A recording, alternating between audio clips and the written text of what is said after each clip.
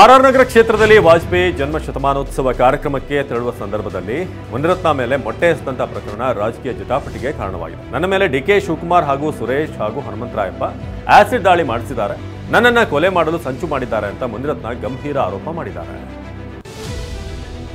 DK Suresh ಸೋಲಿಗೆ ನಾನ್ ಕಾರಣ ಅಂತ ನನ್ನನ್ನ ಟಾರ್ಗೆಟ್ ಮಾಡಿದ್ದಾರೆ. ನನ್ನನ್ನ ಕೊಲೆ ಮಾಡಿಸೋದಕ್ಕೆ ಡಿಕೆ ಸುರೇಶ್, ಡಿಕೆ ಶಿವಕುಮಾರ್, ಕುಸುಮ ಮತ್ತು ಅವರ ತಂದೆಯೇ ಕಾರಣ ಅಂತ ಮುನಿರತ್ನ ಗಂಭೀರ ಆರೋಪ ಮಾಡಿದ್ದಾರೆ. ಅಲ್ಲದೆ ಬೆಳಗಾವಿಯಲ್ಲಿ ಲಕ್ಷ್ಮೀ ಹೆಬ್ಬಾಳ್ಕರ್ ಸಚಿವರಾದಂತೆ ಕುಸುಮ ಕೂಡ ಸಚಿವೆ ಆಗಬೇಕು, ಹೀಗಾಗಿ ನನ್ನನ್ನ ಕೊಲ್ಲಲು ಪ್ರಯತ್ನ ಮಾಡ್ತಾ ಇದ್ದಾರೆ ಅಂತ ಆರೋಪ ಮಾಡಿದ್ದಾರೆ. ನಾವು ಯಾರು ಕೊಲೆಗಡಕರಲ್ಲ, ಮೊಟ್ಟೆ ಎಸೆದ ಶಾಸಕ ಮುನಿರತ್ನ ಅವರ ಪರಾಜಿತ ಕಾರ್ಯಕ್ರಮ ಅಂತ ಟಿವಿ9ಗೆ ಕಾಂಗ್ರೆಸ್ ಮುಖಂಡ ಹನುಮಂತರಾಯಪ್ಪ ಹೇಳಿಕೆ ನೀಡಿದ್ದಾರೆ. ತಮ್ಮ ವಿರುದ್ಧದ ಪ್ರಕರಣ ಹೊರಬರಲು ಹೀಗೆ ಮಾತನಾಡ್ತಿದ್ದಾರೆ. ಮುನಿರತ್ನ ಜನರ ದಾರಿ ತಪ್ಪಿಸುವ ಕೆಲಸ ಮಾಡ್ತಿದ್ದಾರೆ ಅಂತ ಹನುಮಂತರಾಯಪ್ಪ ಹೇಳಿದ್ದಾರೆ. ಶಾಸಕ ಮುನಿರತ್ನ ಅವರ ಮೇಲಿನ ಮೊಟ್ಟೆ ಅಟ್ಯಾಕ್ ಚಿತ್ರದ ರಚನೆ ಹಾಗೂ ನಿರ್ಮಾಣ ಸ್ವತಃ ಅವರದ್ದೇ ಅಂತ ಆರ್ ನಗರ ಕ್ಷೇತ್ರದ ಪರಾಜಿತ ಕಾಂಗ್ರೆಸ್ ಅಭ್ಯರ್ಥಿ ಕುಸುಮ ಹನುಮಂತರಾಯಪ್ಪ ವ್ಯಂಗ್ಯವಾಡಿದ್ದಾರೆ. ಸಾಮಾಜಿಕ ಜಾಲತಾಣ ಎಕ್ಸ್ನಲ್ಲಿ ಸರಣಿ ಪೋಸ್ಟ್ ಮಾಡಿರುವ ಅವರು ಜನರೆದುರು ತನ್ನ ನಿಜ ರೂಪ ಬೆತ್ತಲಾದ ನಂತರ ಸಿಂಪತಿ ಗಿಟ್ಟಿಸಿಕೊಳ್ಳುವುದಕ್ಕೆ ಇಮೇಜ್ ಬಿಲ್ಡಿಂಗ್ ಆಕ್ಟಿವಿಟಿಯ ಒಂದು ಭಾಗವೇ ಇಂದಿನ ಪ್ರಹಸನಗಳು ಅಂತ ಟೀಕೆ ಮಾಡಿದ್ದಾರೆ. ನನ್ನ ಕೊಲೆಗೆ ಡಿಕೆ ಬ್ರದರ್ಸ್ ಸಂಚು ರೂಪಿಸಿದ್ದಾರೆಂಬ ಮುನಿರತ್ನ ಆರೋಪಕ್ಕೆ ಪ್ರತಿಕ್ರಿಯೆ ನೀಡಿದಂತ ಡಿಕೆ ಶಿವಕುಮಾರ್ ಅದಕ್ಕೆ ಪ್ರತಿಕ್ರಿಯೆ ನೀಡೋದಕ್ಕೆ ನಿರಾಕರಿಸಿದ್ದಾರೆ. ಈ ಬಗ್ಗೆ ನನಗೇನು ಗೊತ್ತಿಲ್ಲ ಎಂದಷ್ಟೇ ಹೇಳಿದ್ದಾರೆ. ಇನ್ನು ಮಾಜಿ ಸಂಸದ ಡಿಕೆ ಸುರೇಶ್ ಮಾತನಾಡಿ ಮುನಿರತ್ನ ಅವರೇ ಗೂಂಡಾಗಳನ್ನು ಬಿಟ್ಟು ಗಲಾಟೆ ಮಾಡಿಸಿದ್ದಾರೆ ಅಂತ ಆರೋಪ ಮಾಡಿದರು. ಮುನಿರತ್ನ ಮೇಲೆ ಮೊಟ್ಟೆ ಎಸೆತ ಪ್ರಕರಣಕ್ಕೆ ಮುಖ್ಯಮಂತ್ರಿ ಸಿದ್ದರಾಮಯ್ಯ ಪ್ರತಿಕ್ರಿಯೆ ಕೊಟ್ಟಿದ್ದಾರೆ. ಶಾಸಕ ಮುನಿರತ್ನ ವಿಚಾರದಲ್ಲಿ ಯಾರು ಮೊಟ್ಟೆ ಎಸೆದಿದ್ದಾರೆ ಗೊತ್ತಿಲ್ಲ, ನಮ್ಮ ಪಾರ್ಟಿಗೆ ಸೇರಿದವರ ಬೇರೆ ಪಕ್ಷದವರ ಅನ್ನೋದು ಗೊತ್ತಾಗಬೇಕಾಗಿದೆ ಅಂತ ಹೇಳಿದ್ದಾರೆ. ಮುನಿರತ್ನ ಮೇಲೆ ಮೊಟ್ಟೆ ಎಸೆದ ಪ್ರಕರಣಕ್ಕೆ ಕೇಂದ್ರ ಸಚಿವ ಪ್ರಹ್ಲಾದ್ ಜೋಶಿ ಕೆಂಡ ಕಾರಿದ್ದು ಸಿದ್ದರಾಮಯ್ಯನವರೇ ಕಾನೂನು ಕೈಗೆತ್ತಿಕೊಳ್ಳೋದು ನಿಮ್ಮಂಥವರಿಗೆ ಶೋಭೆ ತರಲ್ಲ ಎಂದಿದ್ದಾರೆ. ಇನ್ನೊಂದೆಡೆ ಕಾಂಗ್ರೆಸ್ನವರ ಅಸಹನೆ ಮಿತಿ ಮೀರಿದೆ ಅಂತ ಮಾಜಿ ಮುಖ್ಯಮಂತ್ರಿ ಬಸವರಾಜ ಬೊಮ್ಮಾಯಿ ಹರಿಹಾಯ್ದಿದ್ದಾರೆ. ಮೊಟ್ಟೆ ಎಸೆತ ಘಟನೆಯಿಂದ ಕೆಸಿ ಜನರಲ್ ಆಸ್ಪತ್ರೆಗೆ ದಾಖಲಾಗಿರುವ ಮುನಿರತ್ನ ಅವರನ್ನ ನಿನ್ನೆ ಬಿಜೆಪಿ ರಾಜ್ಯಾಧ್ಯಕ್ಷ ವಿಜೇಂದ್ರ ಭೇಟಿಯಾಗಿ ಆರೋಗ್ಯ ವಿಚಾರಿಸಿದ್ರು. ಬಳಿಕ ಮಾತನಾಡಿದ ಅವರು, ಅಧಿಕಾರ ಇದೆ ಅಂತ ಜನಪ್ರತಿನಿಧಿಗಳು ಅವಮಾನಿಸಬಾರದು. ಇದು ಕೇವಲ ಶಾಸಕ ಮುನಿರತ್ನಗೆ ಮಾಡಿದ ಅವಮಾನ ಅಲ್ಲ, ಇದು ಇಡೀ ಕ್ಷೇತ್ರದ ಜನರಿಗೆ ಮಾಡಿದಂತಹ ಅವಮಾನ ಅಂತ ವಾಗ್ದಾಳಿ ನಡೆಸಿದ್ದಾರೆ. ತಲೆಗೆ ಮೊಟ್ಟೆ ಎಸೆತ ಘಟನೆ ಬೆನ್ನಲ್ಲೇ ಶಾಸಕ ಮುನಿರತ್ನ ಅವರು ಮಲ್ಲೇಶ್ವರಂನ ಕೆಸಿ ಜನರಲ್ ಆಸ್ಪತ್ರೆಗೆ ದಾಖಲಾಗಿ ಚಿಕಿತ್ಸೆ ಪಡೆದಿದ್ದಾರೆ. ವೈದ್ಯರ ಸಲಹೆ ಮೇರೆಗೆ ಆಸ್ಪತ್ರೆಗೆ ದಾಖಲಾಗಿದ್ದು ಇಂದು ಆಸ್ಪತ್ರೆಯಿಂದ ಡಿಸ್ಚಾರ್ಜ್ ಆಗಲಿದ್ದಾರೆ. ಇನ್ನು ಮೊಟ್ಟೆ ಎಸೆದಂತ ಘಟನೆ ಸಂಬಂಧ ನಂದಿನಿ ಲೇಔಟ್ ಪೊಲೀಸ್ ಠಾಣೆಯಲ್ಲಿ ಮುನಿರತ್ನ ದೂರು ದಾಖಲಿಸಿದ್ದಾರೆ. ಬೆಳಗಾವಿಯಲ್ಲಿ ಸಿಟಿ ರವಿ ಬಂಧನ ವೇಳೆ ಬಿಜೆಪಿ ನಾಯಕರನ್ನ ಠಾಣೆ ಒಳಗೆ ಬಿಟ್ಟು ಸಭೆ ಮಾಡಲು ಅವಕಾಶ ಮಾಡಿಕೊಟ್ಟಿದ್ದಕ್ಕೆ ಖಾನಾಪುರ ಸಿಪಿಐ ಮಂಜುನಾಥ್ ನಾಯಕರನ್ನ ಸಸ್ಪೆಂಡ್ ಮಾಡಲಾಗಿದೆ. ಕಮಿಷನರ್ ಅನುಮತಿಯಂತೆ ಬಿಜೆಪಿ ನಾಯಕರನ್ನ ಸಿಪಿಐ ಒಳಗೆ ಬಿಟ್ಟಿದ್ರು ಎನ್ನಲಾಗಿದೆ. ಹಿರಿಯ ಅಧಿಕಾರಿಗಳಿದ್ರು ಸಿಪಿಐ ಅಮಾನತು ಮಾಡಿ ಆದೇಶ ಹೊರಡಿಸಿರೋದು ಅನುಮಾನ ಹುಟ್ಟಿಸಿದೆ. ಅಮಾನತಿಗೆ ಸರ್ಕಾರಕ್ಕೂ ಸಂಬಂಧವಿಲ್ಲ ಅಂತ ಪರಮೇಶ್ವರ್ ಹೇಳಿದ್ದಾರೆ.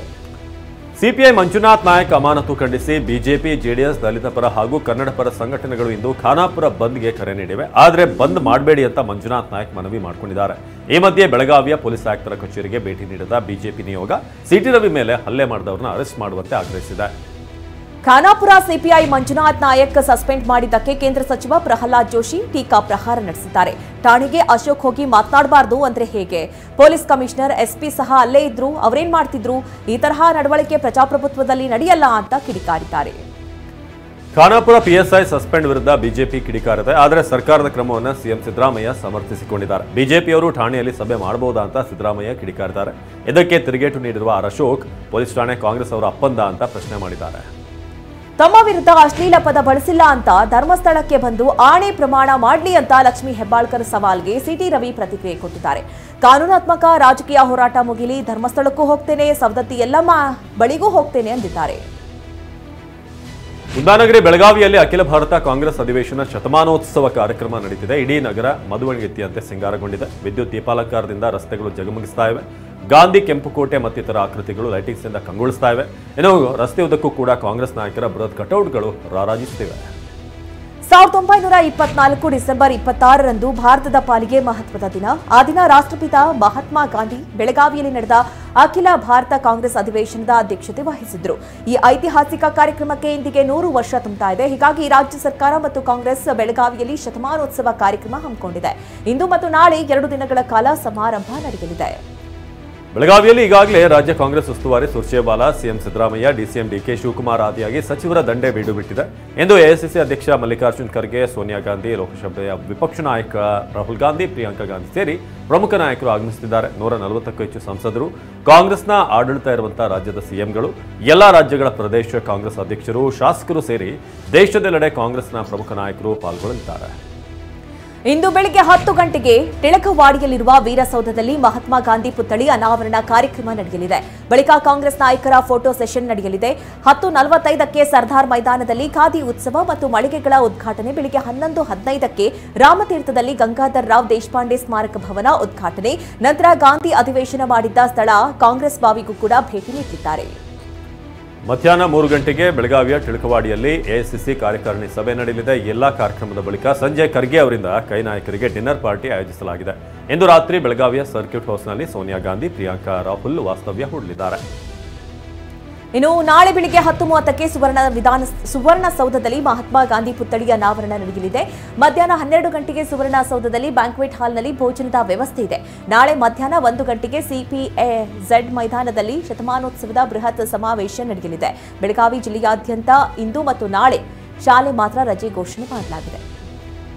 ಬೆಳಗಾವಿ ಕಾಂಗ್ರೆಸ್ ಅಧಿವೇಶನದ ಶತಮಾನೋತ್ಸವ ಸಮಾವೇಶದ ವೇದಿಕೆ ಸ್ಥಳದಲ್ಲಿ ನಿನ್ನೆ ಸಿಎಂ ಸಿದ್ದರಾಮಯ್ಯ ಭೇಟಿ ನೀಡಿ ಪರಿಶೀಲನೆ ನಡೆಸಿದರು. ಸಚಿವರಾದ ಪರಮೇಶ್ವರ್, ಲಕ್ಷ್ಮೀ ಹೆಬ್ಬಾಳ್ಕರ್, ಮಹದೇವಪ್ಪ ಮತ್ತಿತರರು ಸಿಎಂಗೆ ಸಾಥ್ ಕೊಟ್ಟರು.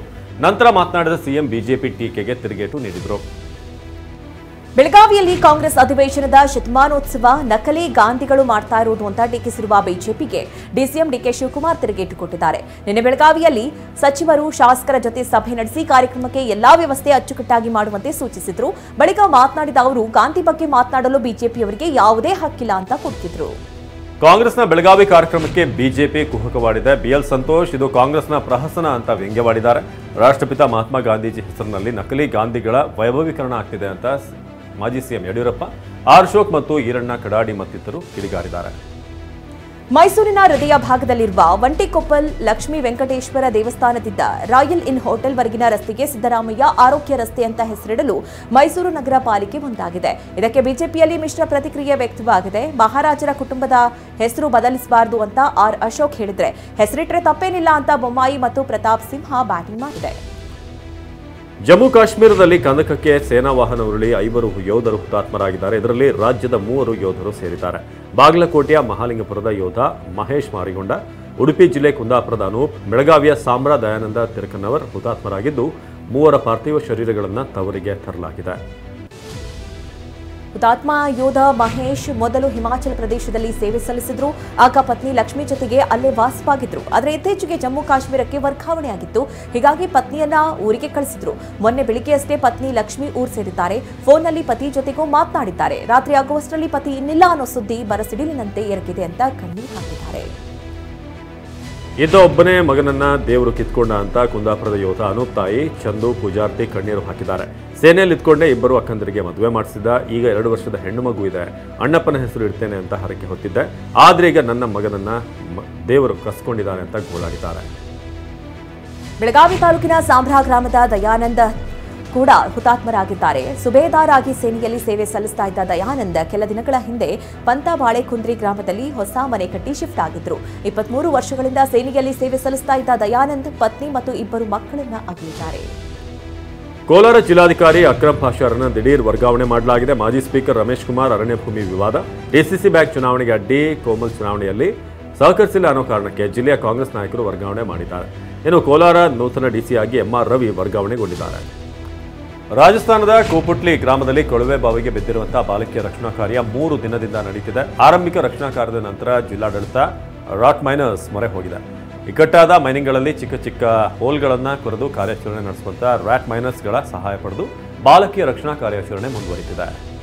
ಪ್ರಯಾಗ್ರಾಜ್ನಲ್ಲಿ ನಡೆಯಲಿರುವ ಮಹಾಕುಂಭಮೇಳಕ್ಕೆ ದಿನಗಣನೆ ಶುರುವಾಗಿದೆ. ಕುಂಭಮೇಳದ ವೇಳೆ ಯಾವುದೇ ಅವಘಡ ಜರುಗದಿರಲಿ ಎಂದು ಎಲ್ಲೆಡೆ ಡ್ರೋನ್ ಕ್ಯಾಮೆರಾ ಅಳವಡಿಸಲಾಗಿದೆ. ಆಕಾಶದಲ್ಲಿ ಮಾತ್ರವಲ್ಲ, ಈಗ ಗಂಗಾ ನದಿಯ ಅಂಡರ್ ವಾಟರ್ ಡ್ರೋನ್ ಕ್ಯಾಮೆರಾ ಬಳಸಲಾಗ್ತಾ ಇದೆ.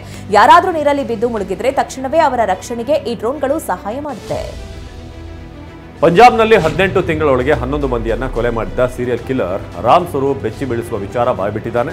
ಲಿಫ್ಟ್ ಕೊಡೋದಾಗಿ ಕಾರ್ನಲ್ಲಿ ಕರೆದೊಯ್ದು ನಂತರ ದರೋಡೆ ಮಾಡಿ ಕೊಲೆ ಮಾಡ್ತಿದ್ದ. ಅಷ್ಟೇ ಅಲ್ಲ, ಸಲಿಂಗಕಾಮಿಯಾಗಿದ್ದಂಥ ಈತ ಪುರುಷರ ಮೇಲೆ ಕೂಡ ಲೈಂಗಿಕ ಕ್ರಿಯೆ ಎಸಗಿ ಹತ್ಯೆ ಮಾಡ್ತಿದ್ದ ಅನ್ನೋದು ತಿಳಿದಾಗಿದೆ. ಭಾರತ ಮತ್ತು ಆಸ್ಟ್ರೇಲಿಯಾ ನಡುವಿನ ಬಾರ್ಡರ್ ಗವಾಸ್ಕರ್ ಟೆಸ್ಟ್ ಸರಣಿಯ 4ನೇ ಟೆಸ್ಟ್ ಪಂದ್ಯ ಶುರುವಾಗಿದೆ. ಟಾಸ್ ಗೆದ್ದು ಬ್ಯಾಟಿಂಗ್ ಆಯ್ದುಕೊಂಡಿರುವ ಆಸ್ಟ್ರೇಲಿಯಾ ಉತ್ತಮ ಬ್ಯಾಟಿಂಗ್ ಆರಂಭಿಸಿದೆ. ಈಗಾಗಲೇ ಮೊದಲ 3 ಪಂದ್ಯದಲ್ಲಿ ಟೀಂ ಇಂಡಿಯಾ ಮತ್ತು ಆಸ್ಟ್ರೇಲಿಯಾ ತಲಾ 1 ಪಂದ್ಯಗಳಲ್ಲಿ ಗೆಲುವು ದಾಖಲಿಸಿದೆ. ಮತ್ತೊಂದು ಟೆಸ್ಟ್ ಪಂದ್ಯ ಡ್ರಾ ಆಗಿದೆ. ಆಸ್ಟ್ರೇಲಿಯಾ ವಿರುದ್ಧದ ಬಾಕ್ಸಿಂಗ್ ಡೇ ಟೆಸ್ಟ್ ಪಂದ್ಯಗಳಲ್ಲಿ ಕ್ಯಾಪ್ಟನ್ ರೋಹಿತ್ ಮತ್ತೆ ಆರಂಭಿಕರಾಗಿ ಕಣಕ್ಕಿಳಿದಿದ್ದಾರೆ. ಕಳೆದ 3 ಪಂದ್ಯಗಳಲ್ಲಿ ಓಪನರ್ ಆಗಿದ್ದ ಕೆಎಲ್ ರಾಹುಲ್ ಸ್ಥಾನ ಪಲ್ಲಟವಾಗಿದೆ. ಕೆಎಲ್ ರಾಹುಲ್ ಮತ್ತೆ 6ನೇ ಕ್ರಮಾಂಕದಲ್ಲಿ ಬ್ಯಾಟಿಂಗ್ ಮಾಡಬೇಕಾಗುತ್ತೆ. ಅತ್ಯುತ್ತಮ ಫಾರ್ಮ್ನಲ್ಲಿರುವಂತಹ ರಾಹುಲ್ 3 ಪಂದ್ಯಗಳಲ್ಲಿ 235 ರನ್ ಕಲೆ ಹಾಕಿದ್ದಾರೆ. ಕ್ರಿಕೆಟ್ ದುನಿಯಾದ ಕಿಂಗ್ ವಿರಾಟ್ ಕೊಹ್ಲಿ ತಮ್ಮ ವೃತ್ತಿ ಜೀವನದ 300ನೇ ಏಕದಿನ ಪಂದ್ಯ ಆಡಲಿದ್ದಾರೆ. 2025ರ ಚಾಂಪಿಯನ್ಸ್ ಟ್ರೋಫಿ ಟೂರ್ನಿಯಲ್ಲಿ ಫೆಬ್ರವರಿ 23ರಂದು ದುಬೈನಲ್ಲಿ ನಡೆಯುವ ಪಾಕಿಸ್ತಾನ ವಿರುದ್ಧದ ಪಂದ್ಯವೇ ಕೊಹ್ಲಿಯ 300ನೇ ಏಕದಿನ ಪಂದ್ಯವಾಗಿದೆ. ಎಂಟಿ ಎಂದೇ ಖ್ಯಾತರಾಗಿದ್ದ ಮಲಯಾಳಂನ ಖ್ಯಾತ ಸಾಹಿತಿ, ಚಲನಚಿತ್ರ ನಿರ್ದೇಶಕ ಎಂಟಿ ವಾಸುದೇವನ್ ಅಲ್ಲಿ ನಿಧನರಾಗಿದ್ದಾರೆ. 91 ವರ್ಷದ ಅವರು ಕೋಯಿಕೋಡ್ ಆಸ್ಪತ್ರೆಯಲ್ಲಿ ಚಿಕಿತ್ಸೆ ಫಲಕಾರಿಯಾಗಿದೆ ಸಾವನ್ನಪ್ಪಿದ್ದಾರೆ. ಕಾದಂಬರಿಗಳು, ಸಣ್ಣ ಕಥೆಗಳು, ಚಿತ್ರಕಥೆಗಳು, ಮಕ್ಕಳ ಸಾಹಿತ್ಯಕ್ಕೆ ಪ್ರಸಿದ್ಧಿ ಪಡೆದ ಇವರು ಮಲಯಾಳಂ ಸಿನಿಮಾದಲ್ಲಿ ಅಳಿಸಲಾಗದ ಛಾಪು ಮೂಡಿಸಿದ್ದಾರೆ. Century star Shivaraj Kumar surgery ಯಶಸ್ವಿಯಾಗಿದೆ. ಅಮೆರಿಕದ ಫ್ಲೋರಿಡಾದಲ್ಲಿರುವಂತಹ ಮಿಯಾಮಿ ಆಸ್ಪತ್ರೆಯಲ್ಲಿ ಸರ್ಜರಿ ಯಶಸ್ವಿಯಾಗಿದೆ. ಈ ಬಗ್ಗೆ ಶಿವರಾಜ್ ಕುಮಾರ್ ಪುತ್ರಿ ನಿವೇದಿತಾ ಸೋಷಿಯಲ್ ಮೀಡಿಯಾದಲ್ಲಿ ಪೋಸ್ಟ್ ಮಾಡಿದ್ದು, ತಂದೆಯವರ ಆರೋಗ್ಯದಲ್ಲಿ ಚೇತರಿಕೆ ಕಂಡಿದೆ ಅಂತ ಬರ್ಕೊಂಡಿದ್ದಾರೆ. ಕಿಚ್ಚ ಸುದೀಪ್ ಅಭಿನಯದ ಮ್ಯಾಕ್ಸ್ ಸಿನಿಮಾ ರಿಲೀಸ್ ಆಗಿದೆ. ಮೊದಲ ದಿನವೇ ಸಿನಿಪ್ರಿಯರಿಂದ ಒಳ್ಳೆ ಓಪನಿಂಗ್ ಪಡೆದುಕೊಂಡಿದೆ. ಕಿಚ್ಚನ ಅಭಿನಯಕ್ಕೆ ಪಾಸಿಟಿವ್ ರೆಸ್ಪಾನ್ಸ್ ಸಿಕ್ಕಿದೆ. ಹೀಗಾಗಿ ಇಯರ್ ಎಂಡ್ ನಲ್ಲಿ ಒಳ್ಳೆ ಸಿನಿಮಾಗೆ ಹಿಟ್ ಆಗೋ ಸೂಚನೆ ಸಿಕ್ಕಿದೆ ಅಂತ ಮ್ಯಾಕ್ಸ್ ಚಿತ್ರತಂಡ ಸಂತಸ ವ್ಯಕ್ತಪಡಿಸಿದೆ.